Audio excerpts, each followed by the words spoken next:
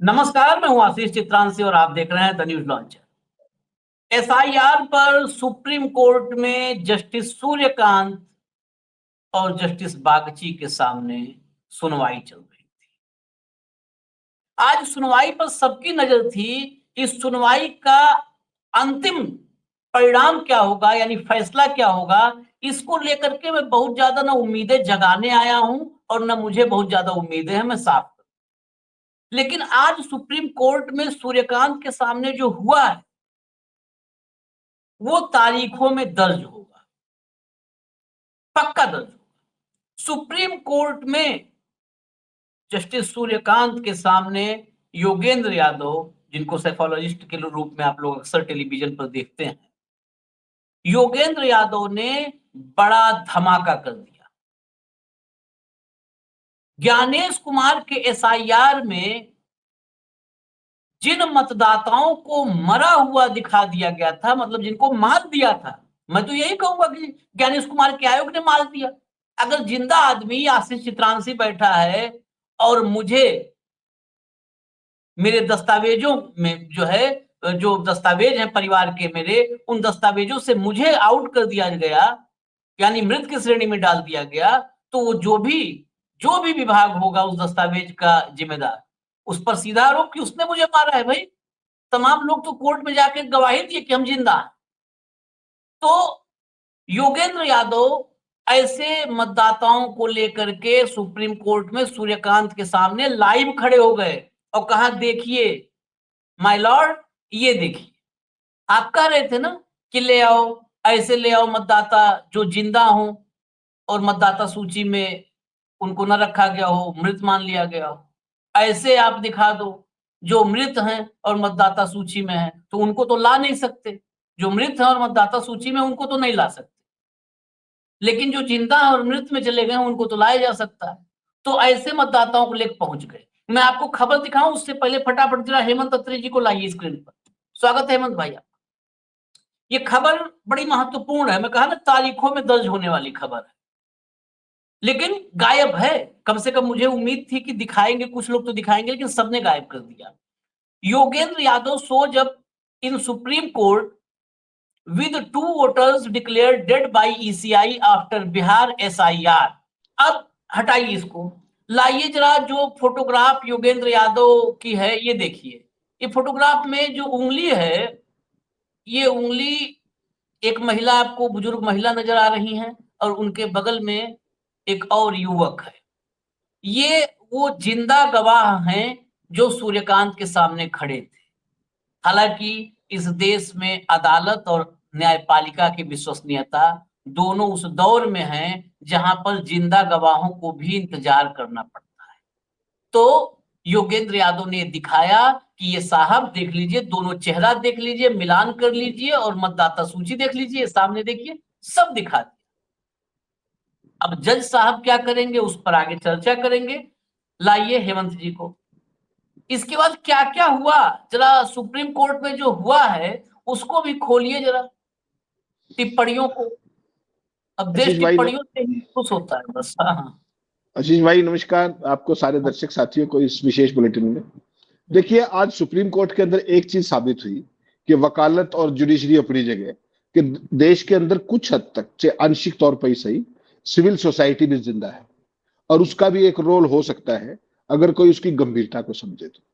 आज आप देखिए, सुबह दोपहर के बाद से, लंच के बाद और थोड़ी देर पहले से एसआईआर पर लगातार बहस हो रही थी, गर्मा गर्म बहस हो रही थी। उसी दौरान जो इस पेटिशनर है इनमें से एक योगेंद्र यादव, वो प्रस्तुत हो गया अदालत में दो लोगों को लेकर के, एक महिला और एक पुरुष जैसा आपने बताया। और ये दो लोग कौन थे, बड़ा इंपॉर्टेंट है जानना। इन दोनों को मृत बता करके और जो ड्राफ्ट सूची है वोटर्स की, उसको हटाया जा चुका था। तो उन दोनों को पेश कर, वो आपने अच्छा फोटो दिखाया, वो लाइव पिक्चर है जो वेबसाइट से हमने ली। तो ये बेसिकली क्या आशीष भाई, कि जब सारी दलीलें चल रही थी, वकील तो सारे अपने कानूनी तर्कों पर, ये कानून वो कानून, लेकिन योगेंद्र यादव खड़े हुए एज पेटिशनर। आपको पता है सुप्रीम कोर्ट या हाई कोर्ट में पेटिशनर चाहे तो बोल सकता है, तो वो बोले। और एक दिग्गज वकील जो होते हैं उनकी तरह उन्होंने ऐसे तार्किक बातें रखी कि होश उड़ गए चुनाव आयोग के। चुनाव आयोग का जो वकील था द्विवेदी, राकेश द्विवेदी, सीनियर एडवोकेट, वो इस हद तक आ गए देखिए इससे बड़ी चीज क्या हो सकती है। पिछली हियरिंग में आपको याद होगा आशीष भाई क्या कहा था जज साहब ने कि आप पूरे बिहार से 15 लोग ऐसे लाइए जो मृत को जिंदा बता दिया होगा, जिंदा को मृत बता दिया गया होगा। तो वो 2 लोग, बाकी तो लिस्ट आ गई सारी कोर्ट में ऑलरेडी ऑन पेपर है। इन 2 को वो जिंदा ले आए, जैसा आपने कहा लाइव ले आए।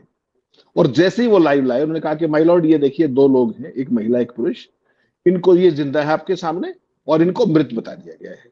ये कहते ही राकेश द्विवेदी जो थे, जो एडवोकेट, सीनियर एडवोकेट हैं जो अपने इनकी तरफ से, उन्होंने क्या कहा, उन्होंने कहा ये ड्रामा टीवी के स्टूडियो में चलता है, ये सुप्रीम कोर्ट नहीं। सोचिए आप, जब कोई चीज पकड़ी गई तो ये स्तर है संवैधानिक संस्था चुनाव आयोग का, तो कहा कि ये टीवी स्टूडियो नहीं है, ये वो है। और जो अपने क्या नाम योगेंद्र यादव थे, वो इतनी जबरदस्त तैयारी और आंकड़ों के साथ आए थे कि एसआईआर में जितनी भी खामियां हैं, ये तो सारे कानून की बात पे बात कर रहे हैं, जो ग्रास रूट पे डे टू डे आप में और एक आम आदमी और जो प्रक्रियागत खामियां हैं ग्राउंड पे, वो सारी उन्होंने उधेड़ के रख दी। ये अंग्रेजी का है, जो दर्शक देखते चाहे देखना चाहे देख सकते हैं। मैं टाइम वेस्ट नहीं करूंगा, मैं सीधा हिंदी पे आऊंगा क्योंकि हमारा हिंदी का चैनल है। इसको भी चलाते रहे कंट्रोल रूम साथ साथ सारियों को। मैं आपको हिंदी में जो रेलेवेंट बातें हैं वो बताता हूं जो महत्वपूर्ण। तो उन्होंने कहा कि जोरदार ढंग से जस्टिस सूर्यकांत और बागची के सामने अपनी सारी बात उन्होंने स्लाइड्स के जरिए रखी। वो आपने फोटो दिखाया ना कि कैसे वो स्लाइड्स के जरिए दिखा रहे हैं एक एक चीज। सभी वकीलों को सुनने के बाद जोगेंद्र यादव ने जिस तरीके से कहा कि एक एक चीज कैसे उन्होंने उधेड़ के रखी है। कपिल सिब्बल थे वहां पर, आपको पता है, प्रशांत भूषण थे, इंदिरा जयसिंह थी, अभिषेक मनु सिंघवी थे, सारे के सारे थे। उसके बाद जो कुछ उन्होंने कहा, 144 साल का वोटर पहली बार वोट देने के लिए पैदा हुआ बिहार में, देखा आपने, 124 साल की महिला पहली बार, आज लेके पार्लियामेंट में जिस तरह का प्रदर्शन भी हुआ। और जो जिंदा घूम रहे हैं माफ कीजिएगा, वो इलेक्शन कमीशन की ड्राफ्ट लिस्ट के अंदर मृत बता दिए गए। ये है आपकी एसआईआर। ऐसा काम करने वाले किस तरीके से अपने इनडिफेंसिव इलेक्शन को एक्शन में ले रहे हैं, ये आपको देखने की चीज है। क्या कहा योगेंद्र यादव ने, बहुत ब्रीफ में, बोर नहीं करेंगे लोगों को, मैं तथ्य बताना चाह रहा हूं। उन्होंने कहा, यादव ने सुप्रीम कोर्ट के चीफ जस्टिस को, कि साहब ये जो मामला है ये इस देश का इतिहास तय करेगा। ये हमने कल चर्चा की थी कि कैसे इतिहास तय करेगा। उन्होंने 2 लोगों की ओर इशारा करते हुए कहा कि इन्हें मृत घोषित कर दिया गया है। ये देखिए इन दोनों के पास एपिक कार्ड भी है। मेरा बस यही सवाल है कि ये मृतक कैसे है। और द्विवेदी ने पता है क्या कहा आपको, द्विवेदी ने कहा कि ये नाटक स्टूडियो में चलेगा, आपको ये सब करने की बजाय इनकी वेबसाइट पे एप्लीकेशन अपलोड करा देनी चाहिए, यानी कि ऑब्जेक्शन फाइल कराइए इनको यहां लाने की जरूरत नहीं थी। इस पर जस्टिस बागची आए डिफेंस में, उन्होंने कहा कि ये अनजाने में हुई गलती हो सकती है, इसे सुधारा भी जा सकता है। देखिएगा टोन समझिएगा। उन्होंने कहा कि it can be an inadvertent error, यानी कि अनजाने में हुई गलती हो सकती है, and it can be rectified also. और उन्होंने ये भी कहा, द्विवेदी ने कहा कि ये जो नाटक है इसकी जगह इनका नाम अपलोड कर दीजिए, इनको वापस शामिल कर दिया जाएगा। जब मामला ऐसा हुआ तब जस्टिस सूर्यकांत ने कहा, और बड़ा इंपॉर्टेंट है वो कोर्ट, उन्होंने कहा हमें अपने नागरिकों पर गर्व है कि वो सुप्रीम कोर्ट में। उन्होंने जो यादव द्वारा उठाए गए जो मुद्दे थे उन सब की सराहना की, और ये भी कहा कि इस पे हम क्या करेंगे क्या नहीं करेंगे ये तो बाद की बात है, लेकिन मिस्टर यादव आपने बहुत ही अच्छा विश्लेषण किया है, आपकी सहायता के लिए आभार।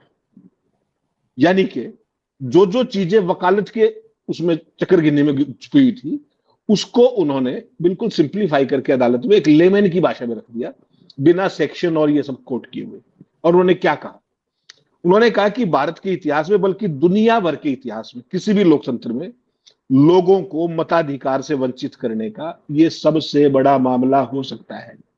सुनिएगा ध्यान से, सबसे बड़ा मामला दुनिया में हो सकता है वोटों का अधिकार। वे इस संशोधन, ये इसे संशोधन का मामला नहीं है बल्कि मतदाताओं पर बोझ में एक आमूलचूल परिवर्तन बताते हैं। बोझ क्या कि पहले आपको वकाल उससे हटाने के लिए सूची सरकार की जिम्मेदारी थी कि वो आपको बताएगी कि आपको हम इसलिए हटा रहे हैं। अब आशीष चित्रांशी बताएंगे कि मैं भारत का नागरिक हूं, और भारत में ऐसा एक दस्तावेज 1947 से 2025 तक नहीं है जो आपके पास हो और जिसको आप कह सको मैं भारत का नागरिक हूं। कोई भी ऐसा डॉक्यूमेंट नहीं है।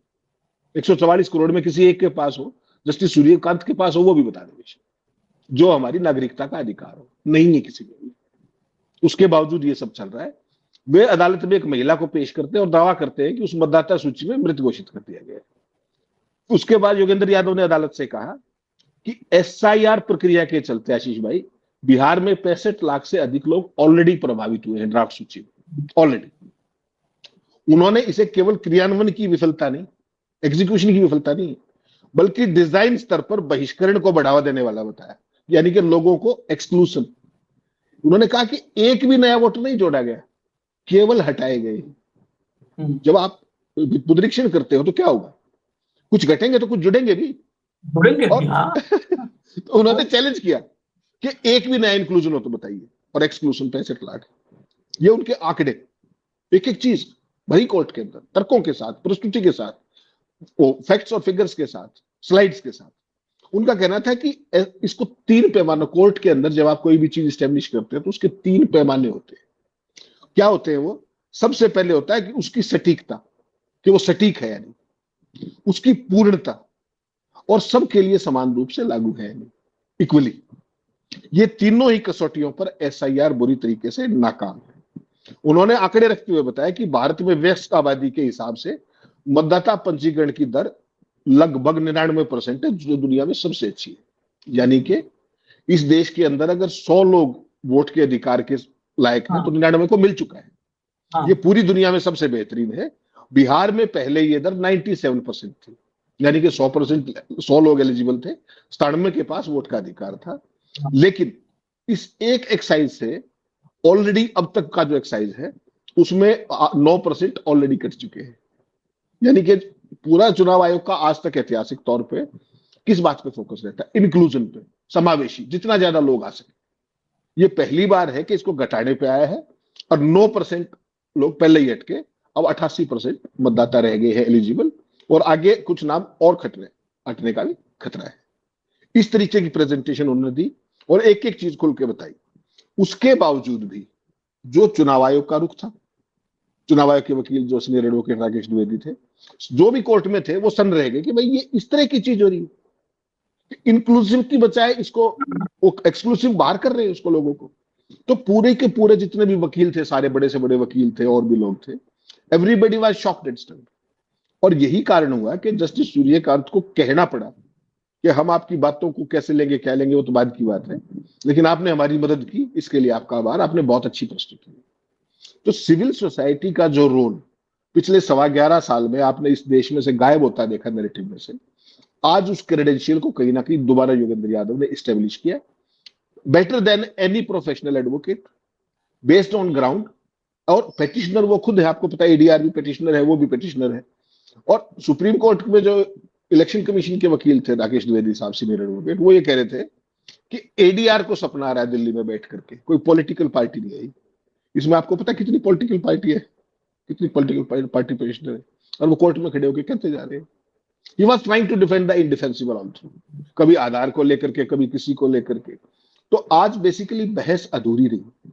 बहस में क्या हुआ वो एक कल का विषय है, जब बहस पूरी हो जाएगी वो किस रूप में जाएगी। लेकिन आज जैसे आपने ओपनिंग में एक बहुत ही अच्छा वाक्य कहा, और मैं भी उस बात से आंशिक तौर पर सहमत हूं, without commenting on the merits, आंशिक नहीं पूर्णतः, कि मुझे कुछ बहुत उम्मीद की किरण नजर नहीं आ रही।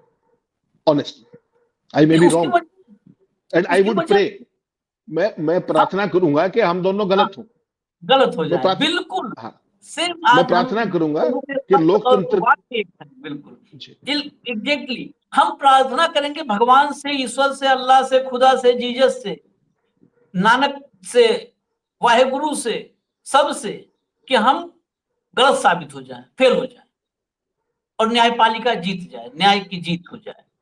लेकिन ये सवाल संदेह का क्यों आया है? पता है क्यों आया?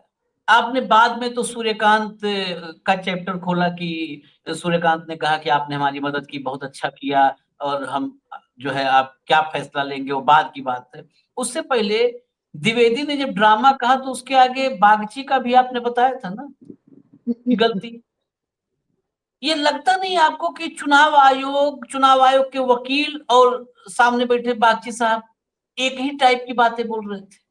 ये जो द्विवेदी को बोलना चाहिए था वो बागची साहब को नहीं बोलना चाहिए था। कई बार क्या होता है, फिर मैं कह रहा हूं, ये ऐसा मामला है जिस पर अदालत रुष्ट हो सकती है हमसे, लेकिन कई बार क्या होता है ना कि आदमी जल्दबाजी में होता है, जो उसका डायलॉग नहीं होता वो भी बोल देता है।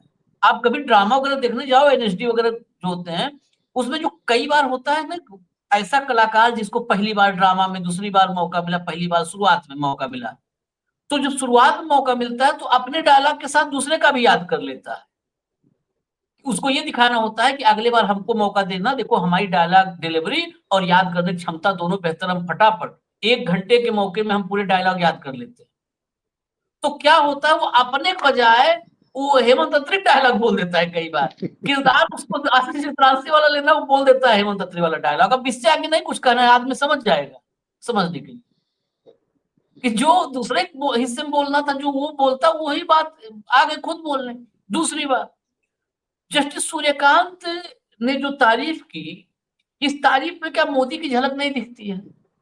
इसमें भी कोई आलोचना नहीं कर रहा हूं भाई, माय लॉर्ड, कोई आलोचना नहीं है। मैं दुनिया के सबसे लोकप्रिय व्यक्ति से थोड़ा सा तुलना किया, क्या ना, वो लगता नहीं कुछ मैच सा नहीं होता है कि आप बहुत अच्छे हैं, जैसे तमाम आदमी मतलब जिस आदमी को अभी 2 मिनट बाद मोदी जी हिसाब जिसका सेट करने वाले, उसको भी नहीं आप बहुत योगदान, बहुत मेहनत कर रहे हैं, आपका योगदान सराहनीय है देश के लिए बहुत। मतलब उस सैफ अली को बुलाए तो देखे थे ना, वो तैमूर का भी हाल चाल पूछे थे। तो वो मुझे, इसलिए मैंने कहा कि फैसला क्या होगा वो नहीं पता, लेकिन आपने बहुत बहुत मदद की है। इसीलिए जो टिप्पणियां हैं आजकल ना, ऑब्जर्वेशन और डिसीजन में जो इतना बड़ा गैप आने लगा है, पहले कभी भी, पहले आप सुप्रीम कोर्ट के फैसलों को अगर पहले देखे होंगे, हम लोग सुप्रीम कोर्ट में बहुत शो हम लोग करते हैं, बहुत शो। तो पहले क्या था, ऑब्जर्वेशन और डिसीजन ये कंटिन्यूटी में रहते थे, एक फ्लो में होते थे। कभी हो भी नहीं सकता ऑब्जर्वेशन अलग हो डिसीजन अलग हो। उसके लिए एक ही कहावत है हमारे पास, वो बार बार कहता हूं कि काका बात तो सब तो हाल सही है, लेकिन खूंटा यही गड़ी। मतलब काका, चाचा को काका बोलते हैं गांव में भी, तो काका बात आपकी सब सही है, खूंटे का विवाद था, जो गांव में खूंटा गाड़ा जाता है, खूंटे पर सबसे ज्यादा विवाद होता है गांव में कि खूंटा हमारे जमीन पे गाड़ दिए हो, अपने भैंस का खूंटा। तो खूंटा गढ़ने पे विवाद था। अब जिरा हुई, पंचायत हुई, पंचायत गांव में बैठ जाती है, पंचायत हुई कि खूंटा गलत जगह पर गड़ा है। तो जिसने गाड़ा था, जिसके जमीन में, उससे कहा, रिश्ते में चाचा थे, तो कहा काका बात तो सब आपकी सही है, सब बात सही है, लेकिन खूंटा यही गाड़ेंगे, जाओ जो करना का। तो ऑब्जर्वेशन और डिसीजन में जब साम्यता नहीं होती है, तो वही वाला मुझे याद आता है कि बात तो सब सही है आपकी योगेंद्र यादव, बात सब सही है सिब्बल जी, बात सब सही है अभिषेक मनु सिंघवी, सबकी बात सही, लेकिन चुनाव आयोग संवैधानिक संस्था है, अब उस कर रहा है तो करने दो, वो भले गैर आशीष भाई, संवैधानिक काम आशीष करे। भाई, राकेश द्विवेदी जब फंस गए, बुरे तरीके से फंस गए, तो उन्होंने क्या कहा? ड्रामा ड्रूमा तो हो गया, उसके बाद उन्होंने कहा कि इस प्रकार की इतनी बड़ी एक्साइज में कुछ गलतियां स्वाभाविक थी। यह दावा करने का कि मृतकों को जीवित और जीवित को मृत घोषित किया गया है, यह सही किया जा सकता है क्योंकि यह केवल एक मसौदा है। इस पर सुप्रीम कोर्ट ने क्या कहा? इंपॉर्टेंट है, तथ्यों और आंकड़ों के साथ तैयार रहे, क्योंकि प्रक्रिया शुरू होने से पहले वोटरों की संख्या, प्रोसेस से पहले, और मृतकों की संख्या समेत अन्य कई सवाल उठेंगे, सुप्रीम कोर्ट ने कहा। मतलब समझिए क्या है ये पूरी एक्सरसाइज। इसको बहुत ब्रीफ में, लेमन की भाषा में, मैं भी योगेंद्र यादव तो नहीं हूं लेकिन कोशिश करता हूं। इससे पहले 2030 में इस देश में लास्ट विशेष पुनरीक्षण हुआ था, अपनी पहले भी चर्चा हुई थी। At the cost of repetition एक सेंटेंस बताता हूं। पूरे बिहार में या पूरे देश में उस विशेष पुनरीक्षण में क्या किया गया था? बीएलओ हर घर में गया, उसके पास वोटर सूची थी, और हर व्यक्ति के उससे पूछा कि भाई ये यहाँ पे रहता है या नहीं, और केवल उसका सत्यापन किया था। ये था विशेष पुनरीक्षण। कोई कागज नहीं मांगा गया, कहीं कुछ नहीं। 2003 में जो विशेष पुनरीक्षण हुआ था, उसके बाद जो लोग 8 से 10 इलेक्शंस में वोट डाल चुके हैं, आज उनसे आप उनके कागज मांग रहे हो। ये है ज्ञानेश कुमार गुप्ता का विशेष पुनरीक्षण, बहुत साधारण भाषा। इसका अगला पार्ट, 65 लाख आपने बता दिए कि ये नाम कट गए, ड्राफ्ट लिस्ट में नहीं। एक नाम ऐसा बताइए कि जो नया जुड़ा, एक पूरे बिहार में। तो ये जो एक्सरसाइज है, ये इंक्लूजन के लिए है, समावेशी है, या एक्सक्लूसिव के लिए? ये दूसरा सवाल है। और ओवरऑल जो तथ्य ग्राउंड से निकल करके आए, जिस तरीके से बीएलओ ने खुद ही फार्म भर दिए, मैं सबसे महत्वपूर्ण सवाल आपसे क्या पूछ रहा हूं, अजीत अंजुम से लेके तमाम जो वहां पे 2-4 लोकल मीडिया जिंदा बचा हुआ है, उन्होंने ये दिखाया कि किस तरीके से बीएलओज ने खुद साइन किया, नंबर एक, और बहुत बड़े पैमाने पर डॉक्यूमेंट्स अपलोड नहीं किए गए हैं, नंबर दो। ये दो चीजें हुई। इस पे कोई आज तक संख्या बताई इलेक्शन कमीशन ने कहीं भी कि इतने कागजों फार्मों के साथ ये हमारे पास डॉक्यूमेंट नहीं है। तीसरा सबसे महत्वपूर्ण सवाल जो जोगेंद्र यादव ने पूछा आज अदालत में कि साहब बीएलओ को ये अधिकार किसने दे दिया कि वो आशीष चित्रांशी का वोट रिकमेंड करे या नॉट रिकमेंड करे? Who is he? कौन होता है बीएलओ, बताइए। ये अधिकार तो डिप्टी कमिश्नर को भी नहीं। Who are they? ये तो सिंपल सी बात है कि मेरा नाम नहीं आया, मैंने वो चैलेंज की ड्राफ्ट सोची, उसके बाद मेरी सुनवाई होगी, तब वो अधिकार किसी के पास, उससे पहले नहीं। यहां पर बहुत बड़े पैमाने पर बीएलओ रिकमेंड और नॉट रिकमेंड कर रहे हैं। तो ये वोट किसके हैं जो काटे जाएंगे? कौन है जो लोग जो रिकमेंड नहीं हुए? क्यों?